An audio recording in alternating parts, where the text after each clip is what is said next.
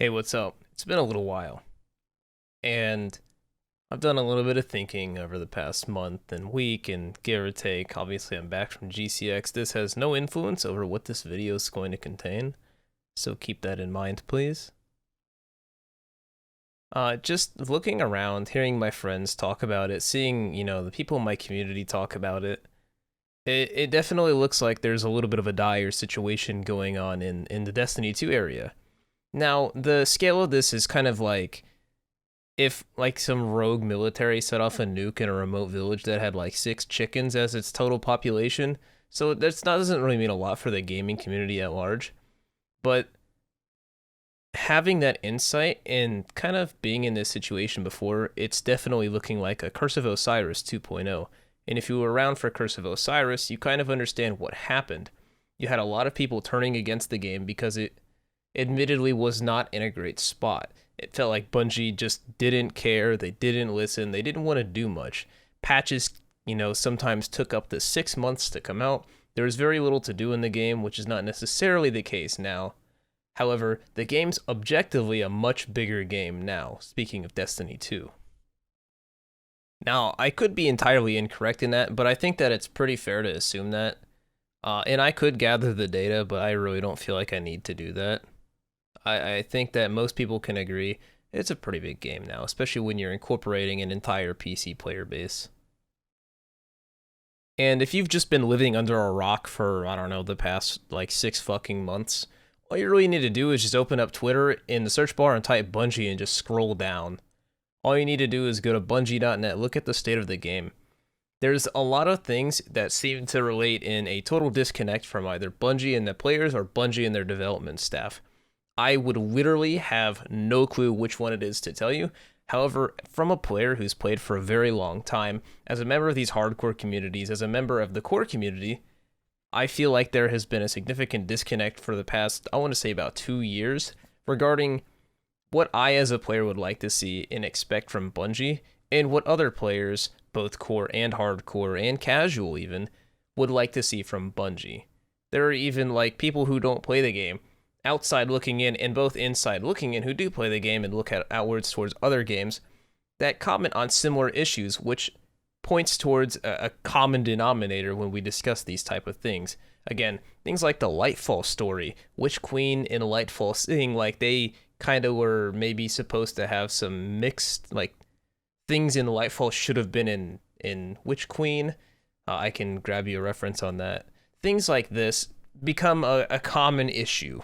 So I feel the need to mention that this isn't going to be some like another video like bashing on Bungie or hating on like that. There's so many people who do that, and there's such better content creators than me. Like, go watch their fucking video if you want that like catharsis or whatever. I can't say that this is going to be particularly the most objective piece of content I've ever released, but I'm definitely going to cover a lot more than just Bungie bad lol state of the like. That's just such fucking lame content that's been done to death at this point, and the thing's been out for 4 days, so. Moving on past that, I'm going to start by just kind of, let's take a look at this state of the game. I have read it, but I really want to digest it, because as easy as it is to take everyone else's word for it that, oh, this is a quote-unquote nothing burger, or whatever dumb fucking phrase gets used, I want to sit here and I want to rail through this one step at a time. We're going to get through it fast, though. I'm going to speedrun it, so yeah, cool, awesome, fun. Alright, so we're doing this in a live take. If I stutter my words or if I say like 400 times, you're just going to have to deal with it. So we're going to get through this. We got the state of the game in August 2023. If you don't know what the Destiny 2 state of the game is, it's typically where Joe Blackburn, or the game directory of Destiny 2, I think it's been done by other people, I don't know, I don't remember, will kind of look at the game as a whole, talk about development direction, player input, and it's mostly just kind of like, hey, here's the game, here's what we want. That's like the bad explanation of it. You usually get it in the middle of a content year, so we're in the middle of Lightfall. I think we're about to go into the 3rd season. That's just the best way to go about it. So this is just kind of the introduction. It's, I don't know how they managed to make 3 paragraphs about an introduction, but it's kind of say, oh, we're, making and playing the game right now. Of course, they managed to have a better intro than me, whatever. We're going to move past that because I'm mad already. I'm just going to read the paragraph, right? Why not just do that? Season of the Deep, we've upgraded a weekly ritual challenge rewards to exotic engrams to give everyone consistent sources of materials to focus the exact exotic armor that they want to run. Okay, simple as that, right? They want to give you a consistent source of whatever I just said this is going on. Season 22, we're updating those weekly ritual challenge requirements so players can complete their 9 challenges any ritual playlist they want. So that means you could do like 9 strikes, 3 Crucible and 6 strikes, or 9 Gambit matches, or 2, 2, 2, 2, just do whatever you want. Increasing the frequency of ritual engram drops after completing ritual activities, so that means that like you're gonna be able to get your, like your Crucible gun, your awful hand cannon that some content creator farmed you for and said that this was good and it's not good at all, and you didn't do your lookups and you didn't do your data on D2 go. I'm not gonna finish that. Loading up our ritual vendors with fresh weapons in Season 22. Why did I say it like that? Including the Unending Tempest, Stasis, Submachine Gun, and the Crucible. What the? I'm not even gonna say that. Solar Sniper and Strikes, and the what the fuck? Void Machine Gun and Gambit, Cataract, GL3, Strand Grenade Launcher, and Trials of Osiris, and more. So what he's kind of doing is he's kind of throwing out the fishing rod, and it's like, oh, hey, here's some new guns. Here's where they're gonna be from. Igneous Hammer's coming back, whatever, what a surprise. And Warden's Law into a new archetype. You don't know what Warden's Law is? It was a hand cannon that was a 2-round burst. It like shot two. It's kind of cool. I don't think it was very good, but yeah. Talking about PvP here. The most frequent feedback is not enough new PvP content, which is objectively correct. Specifically maps, again, we're about, 3 years straight into this, where we've gotten, 2 maps or something like that? That's kind of crap. This is a huge reason as to why I stopped playing PvP, and why I lost a lot of faith and interest in Destiny PvP. Obviously, being a more, competitively minded person, that has a lot to do with it. But that's not entirely what to do with it. A lot of it had to do with, sandbox balancing, things like Stasis and Strand and, 3.0 subclasses, kind of throwing it all over the place. This is not about that. I'm not going to go down this rabbit hole. But, yeah. PvP content, game modes, and maps have a lot to do with this. They say to set expectations that studio structure is built to support more overarching updates to PvP like debug ones, rather than focusing exclusively on maps. So what they're talking about is, like, they focus on the grander scale.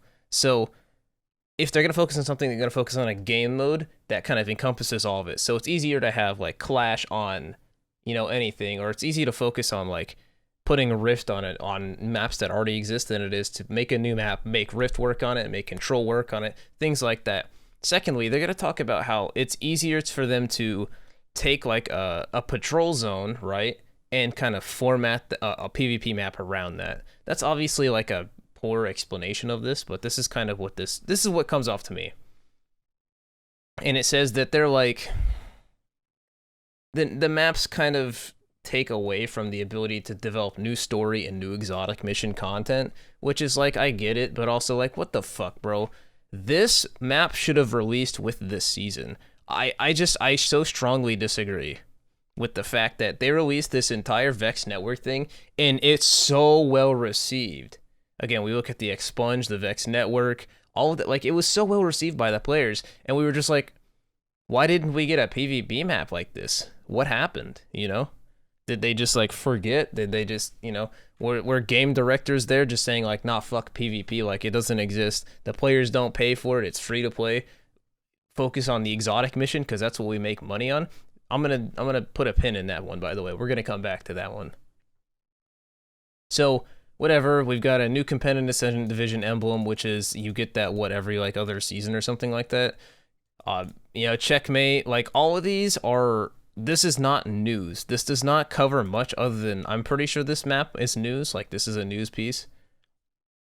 Cool. I mean, an ASIM map.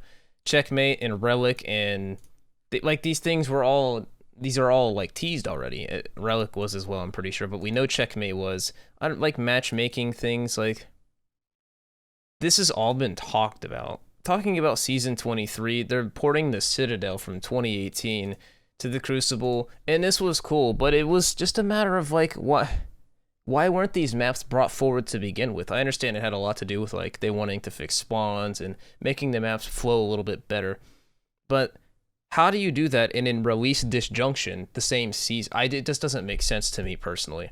Anyway, I'm gonna try to get a little bit more objective here. I don't think this is news either. So this doesn't mean much, and I know it's not supposed to be a news post. It's supposed to be like kind of an intro and a retrospective, but that's besides the point. So Vanguard, like, I'm not gonna go through all of this, but we can already see a recurring theme. You know, they talk about things that it's like, oh yeah, we have, you know, all these cool things coming that we've talked about. Oh, there's a map that we're gonna give you. We're gonna give you one Gambit map that's old. We're gonna give you a new PvP map and an old PvP map. Cool. And, you know, something about like armors and, you know, armor sets, boring. We didn't release a new one for with Lightfall. You know, like, the loot refreshes are pretty important. That's a big part of player morale, in my opinion. When I log into a new year, content year like Lightfall, Witch Queen, and I see a new piece of content, I always, or not, sorry, not new piece of content, a new set of armor for like my Warlock or my Titan. I look at it, I'm like, oh, dude, that looks cool. And, you know, it makes me want to like play the game and maybe, you know, spend the time and make a new transmog outfit or things like that. It's the small things like this, and I know that obviously making, you know, a series of models in, you know, was it 5x3? It's never an easy task, and it's never gonna be an easy task. But it's things like this that you log in and see, oh, what's the new thing? You know, what's the new sets called? What's the, you know, flavor text on them? You know, the Scions spying on training were bemused by all the complaining. You know, things like that. And I don't feel like players are wrong for wanting to be, you know, to expect these things. You're not wrong for that. Meanwhile, you have these incredible sets coming through Eververse every fucking season, with some extra sets coming with like your seasonal events. And again, we're gonna come back to this, putting a pin in this, money. Very rarely are you able to realistically obtain these with Bright Dust, or realistically obtain these with methods other than silver. You can literally do it, but it is like, it's such a steep price point for Bright Dust that you would have to play more than I did when I was playing this game at my peak in year one. That's not gonna happen, bro. You are not playing the game like that. And if you are, you either have a problem or you are probably making money playing it, whether that's legitimately through content creation, you work on the game, you're a QA, like, you know, that's such a non-feasible venue to acquire your set, like all the exclusive sets every season, every event. It's not gonna happen. They talk about game security, whatever. Stability updates, I mean, the game is, this was a cool one. So they talked about the QOL upgrades with the pinning your shaders, your favorite shaders, and I thought that this was cool. There's a little bit of hot water surrounding this. I'm not going to fish it. Like, I'm not going to fish for it. I'm not going to look it up. I'm not going to throw any names under the bus. But I do recall seeing a little snippet, an image, if you will, of a specific I don't know if it was QA or if it was like just a developer mentioning, yeah, this was a very easy thing to implement. And it, you know, it says like at long last. The words here, the wording implies that this is it's a tall ask, it's a large favor, and I just kind of don't feel like that's true. Status aspects and fragments moved to the vendor system. There's no telling like what this development cost looks like, so who knows. Cool, like transmats are gonna be whatever, they're gonna be like unlocks instead of, you know, buyables and consumables, and it's just like all these things, there's not a lot that's said, and that's part of the problem. In short, what you're looking at is you kind of have this weird situation where Bungie has effectively said, hey, here's a lot of this cool stuff that we can't allocate resources to, things like, you know, new maps for Gambit.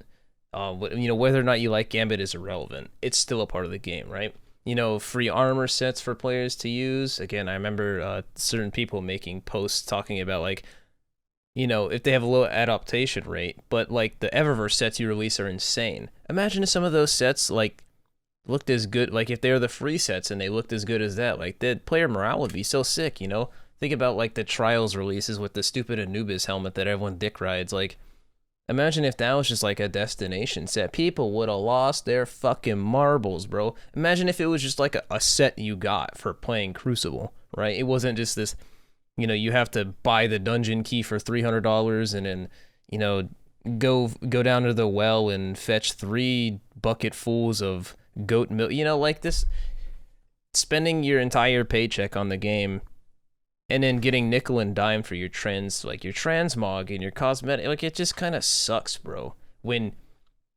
you're sitting here saying that you can't allocate resources to give these free armor sets, and then you've got these Eververse sets that are godlike coming out over and over and over and over again. It's kind of a slap in the face to even your players who buy your seasons, who buy your dungeon keys, who pay, you know, play your game free to play or pay to play. It doesn't matter.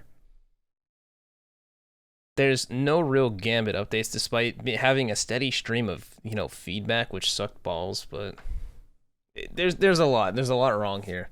I'm gonna get off of this topic pretty soon, so bear with me.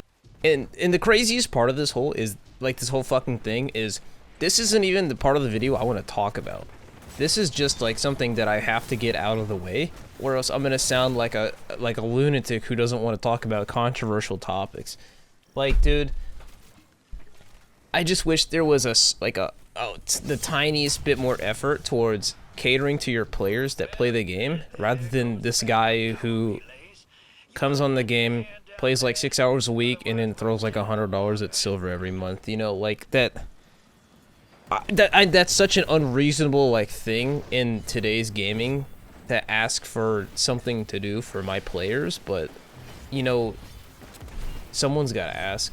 You know, someone's got to say it. As much as I know that, you know, your corporate overlords love farming the like casual player who's just gonna haphazardly throw fucking GP at money, you know, at like silver and cosmetics, it doesn't solve your problem. Once all your dedicated players are gone, and once those like, you know, pseudo whales are dried up, you're fucking railed. And I don't think Marathon's gonna save you. So I'm done with this topic. I'm over it. I don't want to talk about it anymore. If you want to hear like more extended thoughts, either you can go watch someone else's video. I don't have anyone to recommend because I don't watch their videos, or you can come to the stream and ask me and piss me off. Either way, I don't care.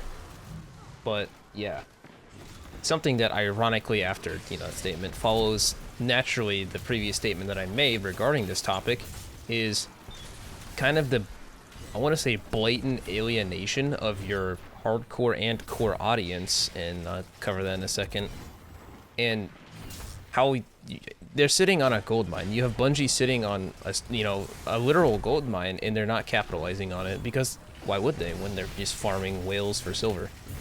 And this is where this kind of ties in with what I've been thinking about recently, and kind of, you know, what kind of soured me from Destiny, what soured my friends from Destiny. And I noticed that I've said it for years now, clearly, that I am not the target audience. I am not the target player that Bungie wants to play this game. And so I didn't like saying that, and I always tried to like kind of figure out a better way to phrase that statement, because it's very vague and it's not necessarily a fair answer to give when someone asks, "Oh, what don't you like about it?" Right? What has you upset about Destiny 2? When I answer in a manner that is so open-ended, such as I'm not the target audience, who am I? What is their target audience? What audience do I think I fall under? These things are all so open-ended and are so open to interpretation that it's not entirely a fair thing to say. And so here I'm going to rectify the fuck out of that, because I don't like saying it, and I don't feel like it's fair to both the person asking the question, Bungie, myself, or the viewer, you, right now, that if I give that simple answer that's open-ended. Semicolon, when we talk about the core and hardcore audience of Destiny, we have to look objectively at not only playtime, not only the type of content they do, but how their mindset develops as a player and how their mindset has already developed as a player. When you take a look at a more core, just defined, you know, more committed player, you're looking at someone who understands the context behind farming roles. They understand why something might be good, or they're dedicated enough to where they're probably gonna watch a YouTuber, or watch a YouTube video, or they watch a Twitch stream and they see Vendetta, you know, soloing a Grandmaster Nightfall in 9 minutes and saying, that doesn't look feasible for me, but I wonder what guns he has, or what armor he has, or what mods he has that would make it so that I can bring this when I play with my friends this weekend, when we go run Grandmaster Nightfalls, and what's going to help us clear our content better. Or they're going to look at Cammy Cakes or fucking Walla pop off in Crucible and ask, oh, what did they do? You know, how is their gameplay different from mine? Is it, you know, is it Titan? Do I need to play Titan? Is it Woven Mail? Do I need to use camo? Is it a fusion rifle? They're gonna, you know, ask these questions, but they're probably not gonna look too in depth there. They're just gonna, you know, they just want to have a better time playing with their friends. And some people care and some people don't. Doesn't matter, because this is such an umbrella blanket term that it truly doesn't matter what I say. Realistically, to this person, what they want in the game is what's gonna let them have fun in the game. A lot of the time that's gonna be friends to play with. A lot of the time that's going to be, you know, improving their performance, you know, even if it's a little at a time. But it's not going to be their primary focus, in my opinion. And this is fine. These people play the game, they're your dedicated audience, and they're going to have feedback. And their feedback is objectively the most valuable. When you take a look at your more hardcore audience, you start to look into trends where players are getting into speedrunning, they're getting into trials, carries, they're getting into, you know, pushing for their ascendant rank in the competitive playlist. I can't believe I just said that. You know, they're looking into learning how to master the content. They're looking into, you know, oh, how can I optimize this loadout? You know, let's go farm Master Dungeon and get some Artifice Armor and farm the hell out of that so we can optimize our loadouts. And, you know, you're looking into things like this. And this is objectively the most alienated player base in the player group. I would probably say maybe about 10% of players are a little into this, regardless if you're more into it or you're a world record holder, right? I have no data to back this up, and this is a rough guesstimation. However, there are things that we can use to kind of, I don't want to say justify, but kind of take a look at how we can estimate numbers on this. If we take a look at the speedrunning interest in the general PvE, like hardcore content, we're talking like low players, like trios and duos and solos for raids, Grandmaster solos, Grandmaster speedruns, raid speedruns, I'm talking sixes. You can see that these communities have flourished and quite blossomed over the past 3 or 4 years, to the point where I remember saying back in like Witch Queen, I was like, I wouldn't be surprised if this raid, Val the Disciple, kind of caused a ballooning effect, because it was so approachable for low-mans. That's not necessarily saying that it's easy, or that I'm trying to shatter egos here, but it was so approachable, and you could clearly see how to, you know, do these mechanics with a low percent, that naturally you're going to have those dedicated players like, I wonder, let's try it out, because, you know, you're not always going to have people to raid. And that's kind of how I got my, you know, start in that whole thing. And I'm not here to suggest that there should be content exclusively tailored to these players, but I'm not also saying that, you know, even if you're in the 1%, you shouldn't have a bone thrown to you.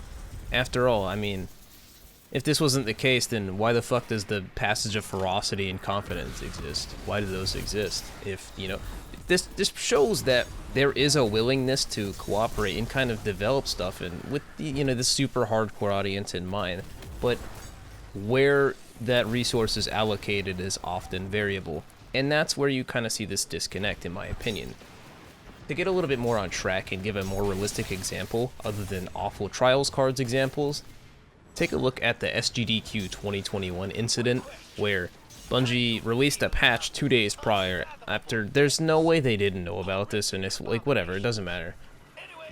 But again, this is about a disconnect where they patched several out-of-bounds glitches that were used in the Deepstone Crypt speedrun of in SGDQ 2021, thus having to cause this entire team of speedrunners to reroute a run. Fortunately, there were backup out-of-bounds that Bungie didn't patch, because why would they?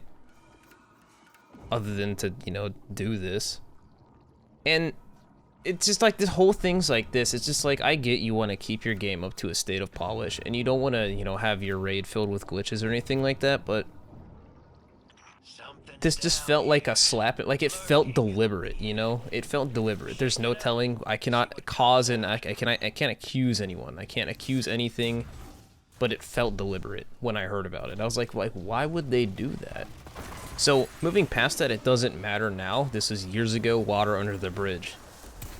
Why does there seem to be this like disdain for people who speedrun?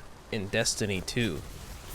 And it seems to be quite open-ended as well. Why has there never been a conversation, you know? And I understand, like, the whole community's kind of trash can dumpster fire moment, but there has never been, like, a direct reference to speedrunning and players who want to, you know, play their game as fast as possible.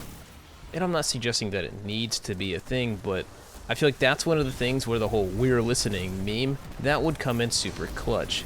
However, I do feel like that's where content creators who are a little bit more enthusiastic about this type of thing are absolutely imperative, so that these people in these communities can have a voice. This is why it's so nice to see that these RWF Raid World First, you know, people who stream it have massive audiences. People who do this like hardcore, you know, solo raid and solo flawless raid and, you know, GM solos, all this stuff, they have very strong platforms. Because without these people, that community has no voice, and there's no telling where that would end up right now. And I feel like even with the voice, a lot of these things go wrong, and that's where I don't want to say an open discussion, but I don't know, like, give us another thing where Dado goes and fucking reads stuff off at Bungie, you know what I mean? Like, a little bit more community engagement, but it's just it's such a hard topic to address because it's so easy to, like, you know, receive the hate and the negative comments from Bungie's end, where, you know, you always focus, you always hone in on the bad stuff, and it's so hard to see all these super passionate, like, hardcore players that some of them are completionists, like fucking my friend Snurf, and then some of them are like god tier speedrunners like Salt and Vendetta, and then some of them are, you know, mastermind PvP players like, you know, you've got Drewski and Cammy Cakes, and it's just like, it's so easy to see the one, two, three bad guys and just be like, oh, it's the whole community, you know? And the one bad apple spoils the bunch theory definitely, like, has a role here, but there's only so much you can do. And to see all this passion and, you know, real potential and, you know, high viewership potential and high engagement potential for both Bungie and the streamers and the players and the viewers go to waste, it like hurts to watch that. It really does. That's a little bit of enough, you know, circling on the, you know, hardcore, casual, core player thing. Like, that topic's kind of done at this point. I think I've said what I needed to say for most of the video, so I'm gonna move past it. Realistically, I should be concluding. The best way to do this is kind of to talk about how, not even to talk about how, just to mention, like, I can't claim to know what's going on over at Bungie. I don't have any insights. There's no leak for me to, you know, write data off of, or, you know, draw conclusions, or say this is how it is, or this is how it isn't. It's just, there's no way I or you or most of the people watching this video would possibly know, you know? We just have a lot of very passionate, dedicated players who feel like they're getting kind of fucked on for no reason in favor of farming money and, you know, doing the bare minimum, and that never feels good, especially when you've invested, you know, closer to a decade, almost, for some players, half of their life, over half their life in Destiny. That's not even like an exaggeration at this point anymore, you know? There are these kids who started playing this game when they were, you know, 9 and now they're 19. You know, some of them are my friends. And that's not something good, you know? It doesn't feel good when you hit that point and you're like, oh, I'm just gonna find something else to do, and nothing, you know, quite fills that gap. And then you've got the, you know, more casual players that they empathize with these statements, and, you know, they like to watch the YouTuber, you know, the guys who maybe they still find some enjoyment, but, you know, they miss their favorite YouTubers, they miss their favorite content creators, they miss their favorite streamers, you know, they miss their friends that played the game, they, you know, they missed back when they could, you know, load up, oh, guys, let's fucking run some Last Wish this weekend, dude, haha, like, you know, and maybe they just don't have that anymore, because, you know, the company's pushing people away, the development is pushing people away, and that's not good. But this is where I find that it's pretty important for, you know, the people who can make the content that they want to make, and they make the content that they know is fun, and it's not just complaining video after complaining video and controversy drama video after controversy drama video. You know, that's when it's the most important, and that's when it's the most important to be able to find something to do with your friends, whether that's, you know, something challenging or something engaging, or even if it's just taking a break from the game. I'm kind of running out of gas on this video, admittedly. Not really sure what I'm going to use for background footage, but I'm going to use something. And this has gone for too long, like the video, so I hope you enjoyed. Hopefully maybe you got some catharsis, or you felt some empathy on this, or, you know, enjoyed it. Maybe you just missed my voice. Maybe you hate me so much and you just like, fuck you, down vote, you know, like whatever it is, you know. I hope you enjoyed. I hope you had a good time watching, and I will see you later. Peace out, Girl Scouts.